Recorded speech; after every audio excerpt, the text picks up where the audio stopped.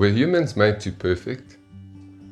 Today we're going to take a look at something most people never stop to question. Who created us? And what did the ancient Maya text reveal about the names of the deities that created us and the process in our creation? We're going to cross-reference this with the King James Version and what Prometheus did, and also what Plato had to say about our creation. Firstly, in the King James Version, we all know that God said, "Let us create man in our image and our likeness." So again, we've got to really think, what is he saying here? Let us. So who is the us? Create man in our image and our likeness. So let's dive straight in and see what the ancient Maya text reveal about who these deities are and what this process is in our creation in the early days of the dawn of man and the glories of the gods, kings and men. When it comes to the ancient Maya text, not much of the text remains. Most of it was destroyed by the Spanish conquistadors long ago, who even hung Maya up and tortured them to make sure they would get the last remaining text or scrolls from their families. And this is what they did. So luckily a few copies remain, and today we're focused on the Popol Vuh, the dawn of man and the glories of the gods, kings and men. So the Popol Vuh is a translation by Dennis Tedlock. And this is where it gets interesting. So when we go through this Maya Popol Vuh, so they explain that man was created with mud. And we'd say, well, why would the gods create us with mud? But if you look at this chart over here, so the pattern across cultures. So in the Bible we were made of dust, which is clay. And then God filled us with breath. In Greek mythology, we were also made of clay, and then we were given divine fire. In the ancient Maya culture, there were 3 attempts to make man. The first 2 failed, and then finally they made us of corn and imbued us with divinity.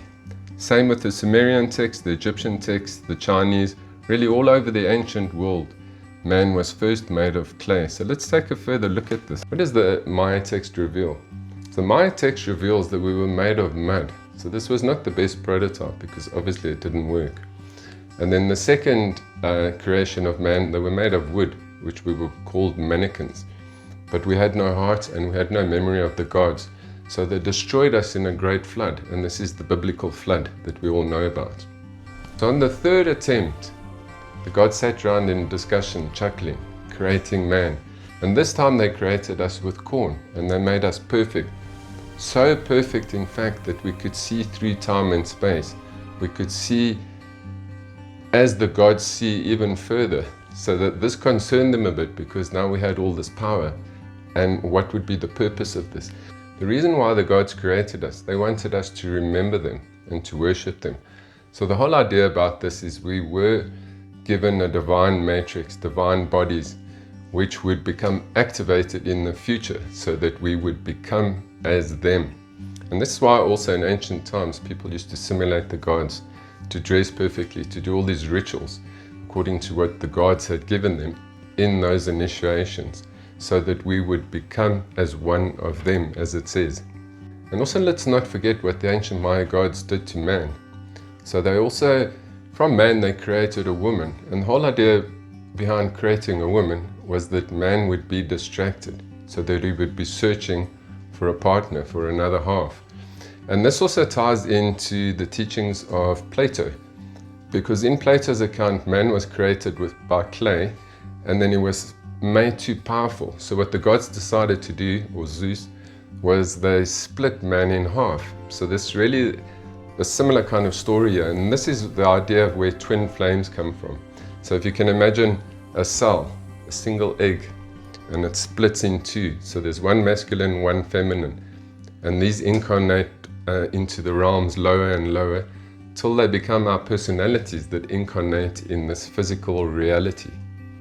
So it's just interesting to see the similarities and to compare this and understand what really happened to us in our creation.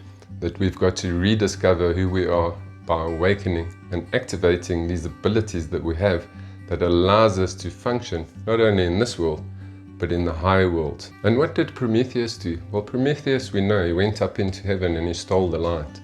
So he stole consciousness, he stole divinity, and he gave it to the clay man so that we would be able to think, have a consciousness, and an awareness, and that we would be able to grow into that divine light that is hidden within us.